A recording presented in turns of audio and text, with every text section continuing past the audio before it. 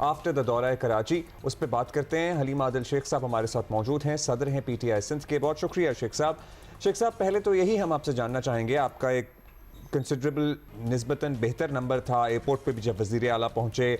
आपकी खैबर पख्तूनख्वा के बाहर एक मेजर एक्टिविटी सिंध में देखने को लोगों को मिली। सिंध का जो दौरे का मकसद था वो अचीव कर लिया, और अगर आप हमें एक्सप्लेन कर सकें एक्चुअली मकासद थे क्या क्या जो आप समझते हैं आपने अचीव किए हों। जी बिल्कुल, इसका मकसद था कि सुहेल खान आफरीदी साहब को इमरान खान साहब ने अपना पैगाम लेकर भिजवाया था और उनको कहा था कि पूरे पाकिस्तान में स्ट्रीट मूवमेंट के जरिए आवाम को मेरा पैगाम पहुंचाएं। मैं समझ सकता हूं कि जो आप सबने देखा कि एयरपोर्ट पे उतरे तो हज़ारों लोग खान साहब का पैगाम सुनने के लिए मौजूद थे। उसके बाद जहां गए, मुख्तलिफ अजला में, कराची में गए, हैदराबाद में गए, कोटड़ी में, डिस्ट्रिक्ट जामशोरों में गए, तो लोग बेताब थे, हैदराबाद समेत सिंध के लोग, कि खान का पैगाम कौन लेकर आया है। खान ने जो पैगाम दिया था वो मकसद हमारा अचीव हुआ कि हज़ारों की तादाद में लोग निकले, और आपने देख भी लिया कि मज़ार कायद जिसकी एनओसी इन्होंने सिर्फ टीवी चैनल पे दी और नीचे हमें नहीं दी थी, डिले किया था, और उसके बाद इन्होंने हमें मारा पीटा भी था, सब कुछ किया, तो उसके बावजूद बहुत बड़ी तादाद, हज़ारों की तादाद में लोग पूरे शहर में मौजूद थे, बाग़े जना में भी मौजूद थे, नुमाइश पे भी मौजूद थे। तो मकसद अचीव हो गया, ज़बरदस्त अचीव हो गया माशाल्लाह, और इस पर मैं सलाम पेश करता हूँ शहर कराची, हैदराबाद और सूबा सिंध वालों को। अच्छा चलें, फिर अब ये बता दें, शुरू तो अच्छा ही हुआ था वैसे, इस दौरे के बाद जो इल्ज़ामात का सिलसिला चला है ना, वो हम चाहते हैं कि आप ज़रा एक्सप्लेन करें, क्योंकि वो अभी तक ख़त्म नहीं हुआ। सुहेल आफरीदी की आमद के बाद पहले 2 दिन तो माहौल बड़ा ठीक ठाक, कंजीनियल और प्रोग्रेसिव भी लग रहा था, हमें लग रहा था कि कुछ डिफरेंट होने वाला है। फिर अचानक से क्या हुआ? आप अगर खुद असेस करें तो गड़बड़ कहाँ पैदा हुई कि पहले 2 दिन कुछ और थे और उसके बाद बिल्कुल ही ऑपोजिट हो गया? देखिए, मैं बिल्कुल नहीं मानता, इन बेचारों से समझ नहीं आ रहा इनके साथ हुआ क्या है, हमें खुद नहीं पता चला इनके साथ क्या हुआ है। सिक्योरिटी इशू तो तब बनता कि जब फर्स्ट डे हम आए, हज़ारों लोग आए थे, 5 घंटे लगे थे हमें एयरपोर्ट से प्रेस क्लब तक जाते हुए, एक गमला नहीं टूटा, कुछ नहीं हुआ, तो मतलब सिक्योरिटी इशू नहीं है। उसके बाद दूसरे दिन जामशोरों, कोटरी, हैदराबाद गए, हज़ारों लोग रोड्स पे थे, कुछ नहीं हुआ, नो सिक्योरिटी इशू।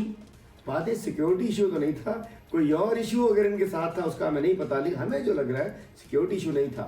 ये समझ रहे थे कि PTI खत्म हो चुकी है, ये जैसा कि 8 फरवरी से पहले भी ये लोग समझ रहे थे PTI खत्म हो चुकी है।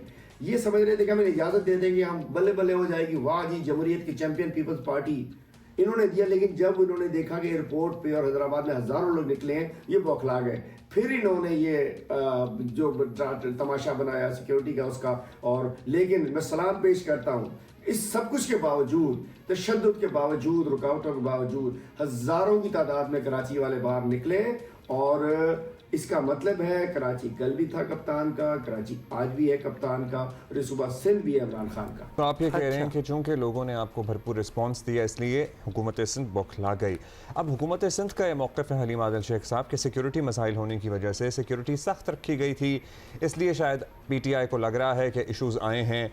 क्या इतना मार्जिन आप देखने के लिए तैयार हैं कि हो सकता है यही वजह बनाओ रुकावटों की, और इसीलिए आपको ज़्यादा वक्त लगाओ हैदराबाद टू कराची पहुँचने में? अभी मैं समझता हूँ कि ये गुत्थी हमसे नहीं सुलझ पा रही है। पहले हमारे लिए हैरानी की बात थी कि जब इन्होंने वेलकम किया, जब सुहेल खान आफरीदी ने ऐलान किया कि वो कराची आ रहे हैं, तो मुझे नासिर शाह साहब ने फ़ोन किया। उन्होंने कहा जी हमारे चेयरमैन साहब ने कहा है कि हमने आपको, और हमारी सिंध हुकूमत का पैगाम है कि हम सुहेल साहब को चीफ मिनिस्टर का प्रोटोकॉल, सिक्योरिटी, तमाम फैसिलिटीज़ देंगे। हमने उनसे कहा कि जी बड़ी मेहरबानी आपने दिया, हमने वेलकम किया। हमने कहा था लेकिन हमारे जो सियासी हक है, हमें पॉलिटिकल एक्टिविटीज़ की इजाज़त दी जाए। और उसके बाद अचानक फिर कहा हम जलसे की भी इजाज़त दे रहे हैं, फिर टोपी भी दी, अजरक भी दी। फिर अचानक पता नहीं क्या हुआ कि 11 को जलसा होना था, 10 तारीख को कहा तो सही कि NOC मिल रही, लेकिन NOC दी नहीं। मतलब एक तरफ से मिनिस्टर साहब कह रहे हैं NOC हो गई, और दूसरी जानिब थानेदार कह रहा है मैं नहीं मानता। फिर हमने कहा 5 बजे के जी हम इस वक्त हमारे लिए पॉसिबल नहीं था कि हम ग्राउंड के अंदर लोगों के लिए टेंट लगा वो कंटेनर, लाइटिंग, कुर्सियाँ, चूँकि हमारे जलसे होते हैं वो ख़वातीन आती हैं, बच्चे आते हैं, फैमिलीज आती हैं, इंक्लोजर बनते हैं। अचानक हमें ज़बानी कहते रहे, जब हमने कहा नहीं जी हम तो मज़ार के गेट के ऊपर करेंगे। फिर 6:30 बजे हमारे ऐलान के बाद कि हम वहाँ करेंगे, तो इन्होंने 6:30 बजे NOC व्हाट्सएप ग्रुप पे भिजवा दी हमें, तो भी DC ने नहीं दी। और उसके बाद जब 12 बजे हमने कहा ठीक है जी हम यहाँ करते हैं, हमसे कहा गया कि हम आपको फैसिलिटेट करते हैं, स्पीडी आपको अगर कोई मदद चाहिए कि आपको कंटेनर जल्दी पहुँच जाए, आपको वेंडर को पुलिस तंग नहीं करेगी। 12 बजे ये कहा और 12:30 बजे को 25 मोबाइलें सिंध हुकूमत ने भिजवा दी और उन्होंने आके हमारी 25-26 गाड़ियाँ तोड़ दी, हमारे लोगों को गिरफ्तार कर लिया, डंडे मारे और सबको बाग से निकाल दिया और पूरा सराउंड कर लिया।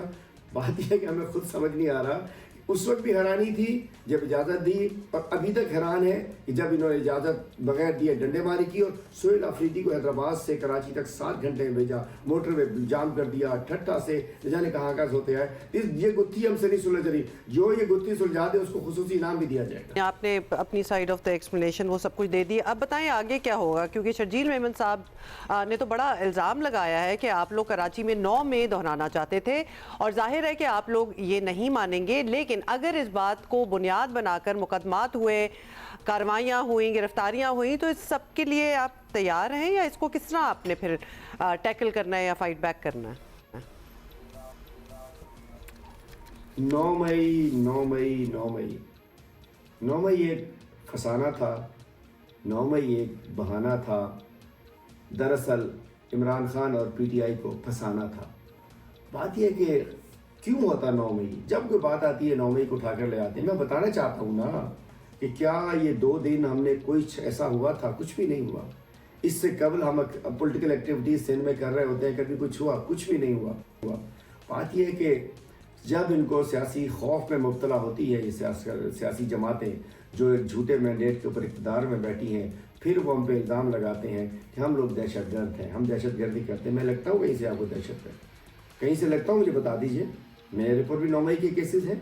बात यह है कि ये कुछ नहीं है, पीपल्स पार्टी बौखला गई और उनको समझ नहीं आ रहा था कि वो क्या करें और उसी बौखलाहट में अब बयानात भी दे रहे हैं। लेकिन बात यह है कि इन 4 दिनों ने बता दिया कि अल्हम्दुलिल्लाह तहरीक इंसाफ पहले से कहीं ज़्यादा मजबूत हो चुकी है। ठीक है जी, आपका Alright, मौक़िफ़ got है your कि point of तहरीक view. इंसाफ यहाँ कहीं ज़्यादा मजबूत हो चुकी है। बहुत शुक्रिया आपका हलीमा आदिल शेख साहब।